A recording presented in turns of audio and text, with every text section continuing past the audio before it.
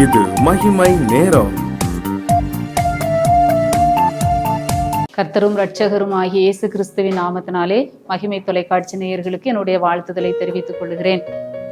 இந்த நாளிலும் நாம் தியானிக்கும்படியாக தெரிந்து கொண்ட வேத வசனம் பிரசங்கி 7ஆம் அதிகாரம் 12ஆம் வசனம்.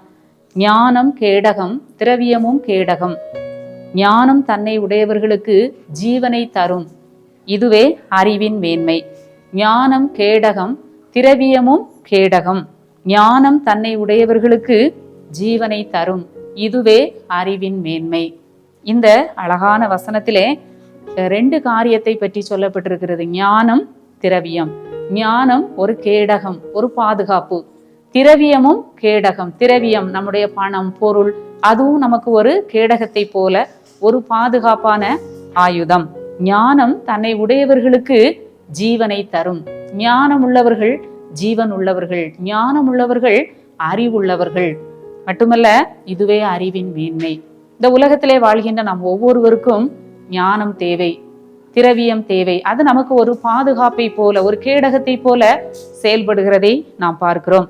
இந்த விஞ்ஞானம் பொருளாதாரத்திலே வளர்ந்த ஒரு நிலையிலே இன்றைக்கு நாம் உலகத்தை பார்க்கிறோம். நாம் வாழ்கின்ற இந்த உலகம் மிகவும் வளர்ச்சி அடைந்த ஒரு உலகமாக காணப்படுகிறது. பொருளாதாரத்திலே, விஞ்ஞானத்திலே, இன்னும் எல்லா விதமான அறிவிலும் ஒரு வளர்ந்த நிலையிலே இந்த உலகம் காணப்படுகிறதை நாம் பார்க்கிறோம். எல்லா துறைகளிலும் முன்னேற்றத்தை இந்த உலகம் கொண்டுள்ளது.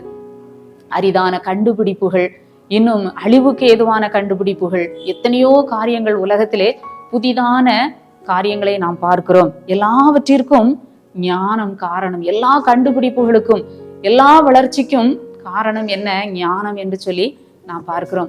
மிகப்பெரிய ஒரு அறிவியல் அறிஞர் ஜார்ஜ் ஸ்டீஃபன்சனை நாம் குறித்து பார்க்கிற பொழுது, அவர் பெயரை சொன்ன உடனே நமக்கு நினைவுக்கு வருவது புகை வண்டியை கண்டுபிடித்தவர் என்று சொல்லி நாம் அறிந்திருக்கிறோம். அவர் அந்த புகை வண்டியை கண்டுபிடிப்பதற்கு முன்பாக அவர் தன்னுடைய வாழ்க்கையிலே அவர் பட்ட கஷ்டங்கள், கண்ணீர்கள் கொஞ்சமல்ல. மிகவும் வறுமை நிலையிலே வாழ்ந்த ஒரு மனிதர், மிகவும் தரித்திரமான ஒரு சூழ்நிலையிலே, சாப்பாட்டுக்கே வழியில்லாத ஒரு சூழ்நிலையிலே வாழ்ந்த மனிதர். பகல் முழுவதும் அந்த ஊர்ல உள்ளவங்களுடைய மாடுகளை அவர் மேய்ப்பாராம். இரவிலே எழுத்துக்களை சொல்லி கொடுக்கிற இரவு பள்ளிக்கூடத்துல போய் அவர் பாடம் படிப்பாராம். அப்போ அந்த பள்ளிக்கூடத்துல விஞ்ஞானம், அந்த அறிவியல் சொல்லி கொடுப்பது அவருக்கு மிகவும் பிடித்தமாக இருந்தது. எனவே இந்த விஞ்ஞான பாடத்தை, அறிவியலை ரொம்ப விருப்பமாக அவர் படித்தாராம். மட்டுமல்ல, செருப்பு தைக்கிற தொழிலை செய்து அதனால் கிடைக்கிற வருவாயை வைத்து தன்னுடைய கல்விக்காக, படிப்புக்காக செலவிட்டாராம். ஒரு நாள் அந்த சுரங்க வேலை நடக்கிற நேரத்துல, அந்த சுரங்க தொழில்ல ஈடுபடும் பொழுது அங்கே அந்த ஒரு பெரிய மிஷின் பழுதாகி விட்டது. எத்தனையோ அதிகாரிகள், படித்தவர்கள் வந்து அதை சரிபார்க்கும் பொழுது அவர்களால் அதை என்ன செய்ய முடியல, சரி பண்ண முடியல. இவர் போய் எளிதாக அந்த மிஷினை சரி பண்ணி அதை ஓட வைத்த உடனே அந்த முதலாளிக்கு மிகவும் மகிழ்ச்சி. இவர் மேல ஒரு பெரிய நம்பிக்கை வருகிறது. இவருக்கு ஒரு பெரிய தொகையை பரிசாக கொடுக்கிறார். அந்த தொகையை வைத்துத்தான், அந்த பணத்தை வைத்துத்தான் அவர் தன்னுடைய கண்டுபிடிப்புகளுக்கு அதை செலவிடுகிறார். ரயில் என்ஜினை கண்டுபிடித்தார் என்று சொல்லி நாம் பார்க்கிறோம். அவர் நினைத்தார், என்னை போல யாரும் என்ன செய்யக்கூடாது, படிக்காமல் இருக்கக்கூடாது, பணம் வந்து அவங்க படிப்புக்கு தடையாக இருக்கக்கூடாது என்று சொல்லி மாணவர்கள் நன்கு படிக்க வேண்டும், கல்வி கற்க வேண்டும், ஞானத்தை பெற வேண்டும் என்று சொல்லி அவர் மிகவும் ஆசைப்பட்டார். விஞ்ஞான அறிவை அவர்கள் வளர்த்து கொள்ள வேண்டும் என்று சொல்லி அவர் ஆசைப்பட்டார். அநேக ஆய்வு கூடங்களை எல்லாம் அவர் ஏற்படுத்தி மாணவர்கள் ஆராய்ச்சி செய்ய வேண்டும் என்று சொல்லி அவர் வலியுறுத்தினார். காரணம் என்ன? ஞானத்தை பெற்றுக்கொள்ள வேண்டும். ஒரு மனிதனுக்கு வாழ்க்கையிலே ஞானம் தேவை, புத்தி தேவை. மட்டுமல்ல, பணம் சம்பாதிப்பதற்கு மட்டும் இன்றைக்கு ஞானத்தை தேடுகிறதை நாம் பார்க்கிறோம். பெற்றோர் என்ன நினைக்கிறாங்க? பிள்ளைகளுக்கு ஞானம் எதுக்கு வேணும்? அவங்க படிக்கணும், வேலை பார்க்கணும், நல்லா சம்பாதிக்கணும், இதுக்கு மட்டும் ஞானம் இருந்தால் போதும் என்று சொல்லி நினைக்கிறார்கள். இந்த உலகத்துல நாம நல்ல வாழ்க்கை வாழ்வதற்கு, ஒழுக்கமான ஒரு வாழ்க்கை வாழ்வதற்கு நமக்கு ஞானம் தேவை. பாதுகாப்பான ஒரு வாழ்க்கை வாழ்வதற்கு நமக்கு ஞானம் தேவை. பணம் சம்பாதிச்சா மட்டும் நமக்கு போதாது. மனிதனுடைய ஒரு பெற்றோர் நினைக்காங்க, ஒரு பிள்ளையினுடைய உச்சகட்ட வாழ்க்கை எதுன்னா அவன் படிச்சு கை நிறைய சம்பாத்தியம் பண்ணனா போதும், இதுதான் அவன் பிறந்ததனுடைய, அந்த வாழ்ந்ததனுடைய நோக்கம்னு சொல்லி அவங்க நினைக்காங்க. அவன் வாழ்க்கை, அதன் பின்னாடி அவனுடைய வாழ்க்கை எப்படி இருந்தாலும் பரவாயில்லை, அவனுடைய அந்தரங்க வாழ்க்கை எப்படி இருந்தாலும் பரவாயில்லை, அவன் படிச்சிருக்கான், கை நிறைய சம்பாதிக்கான், இது போதும் என்று சொல்லி நினைக்கிற பெற்றோர்கள் உண்டு. அப்படி அல்ல. ஞானம், நமக்கு ஞானம் வேண்டும். வாழ்வதற்கு இந்த உலகத்துல நாம ஒரு நல்ல வாழ்க்கை வாழ நமக்கு ஞானம் வேண்டும். பணம் சம்பாதிக்க நமக்கு ஞானம் வேண்டும். அதே சமயத்திலே சம்பாதித்த பணத்தை நம்ம நல்ல வழியிலே செலவழிப்பதற்கும் நமக்கு ஞானம் தேவைப்படுகிறது. இன்னும் கூட பணத்தை எப்படினாலும் சம்பாதிக்கலாம்னு சொல்லி நினைக்காங்க. தன்னுடைய அறிவை பயன்படுத்தி, ஞானத்தை பயன்படுத்தி அவங்க நல்லா பணம் சம்பாதிக்கிறதுக்கு மட்டும்தான் ஞானம் வேணும். அப்படி அல்ல, நமக்கு கொடுத்த காலத்தை நாம் பயன்படுத்தி கொள்வதற்கும் நமக்கு ஞானம் வேண்டும். கடவுள் நமக்கு கொடுத்த காலத்தை, நேரத்தை நாம் சரியாய் பயன்படுத்தி கொள்ள நமக்கு ஞானம் வேண்டும். வேதத்துல நம்ம அநேகர் என்ன செய்யறாங்க, காலத்தை சரியானபடி பயன்படுத்தாம அவங்க அதை இழந்து போறாங்க. நம்ம பேதுருவை கூட நம்ம பார்க்கிறோம்.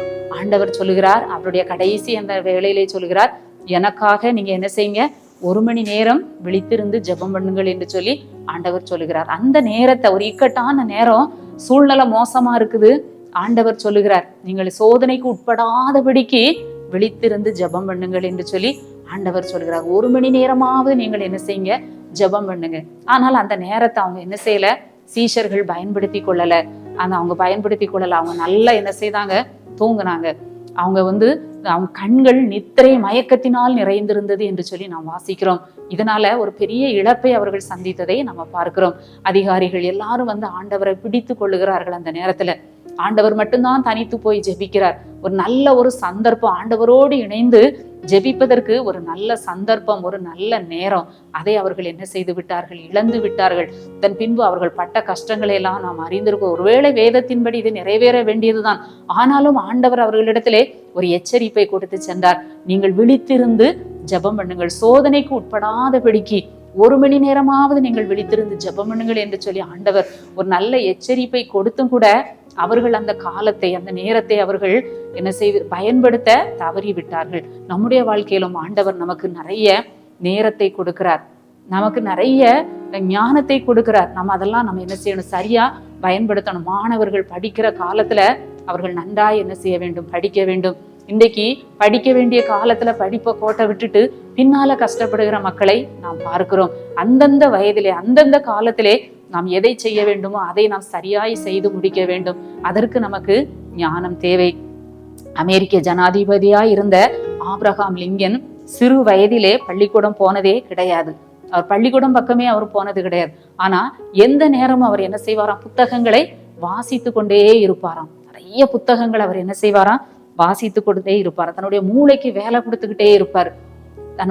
எப்பொழுதும் அவர் என்ன செய்வார், புத்தகத்தை வாசித்து தன்னுடைய அறிவை அவர் என்ன செய்வார், பெருக்கிக் கொள்வார். பள்ளிக்கூடத்துல போய் படிக்காவிட்டாலும் கொஞ்சம் வளர்ந்த பிறகு அநேக புத்தகங்களை வாசித்து தன்னுடைய அறிவை அவர் என்ன செய்வாராம், பெருக்கிக் கொள்வாராம். அப்பொழுது ஒரு மனிதர் கேட்டாராம், நீ இதை படிப்பதனால, இந்த புத்தகத்தையே நீ படித்துக்கிட்டு இருக்கிறதுனால உன்னால ஏதாவது பணம் சம்பாதிக்க முடியுமா?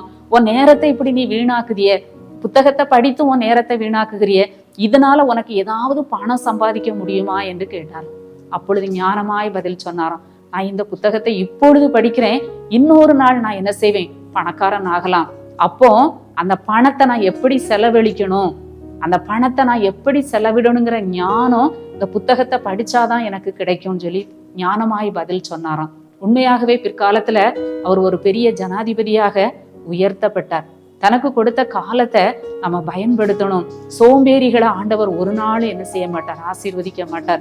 சுறுசுறுப்புள்ளவர்கள், காலத்தை, நேரத்தை பயன்படுத்துகிறவர்களை தான் ஆண்டவரால் உயர்த்த முடியும், ஆண்டவரால் ஆசீர்வதிக்க முடியும்.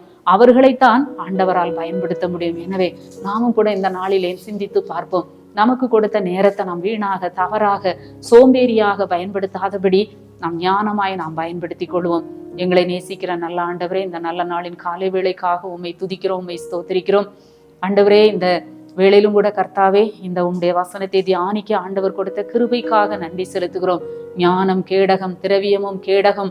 ஆண்டவரே, நாங்கள் ஞானத்தை பெற்றுக்கொள்ள, திரவியத்தை பெற்றுக்கொள்ள, கேடகமாகிய ஆண்டவரே திரவியத்தையும் ஞானத்தையும் பெற்றுக்கொள்ள எங்களுக்கு கிருபை தாரும். ஆண்டவரே, எங்கள் கொடுத்த வாழ்நாட்களை ஞானமாய் செலவழிக்க ஆண்டவர் உதவி செய்யும். மீட்பர் இயேசு கிறிஸ்துவின் மூலம் ஜெபிக்கிறோம் நல்ல பிதாவே, ஆமென்.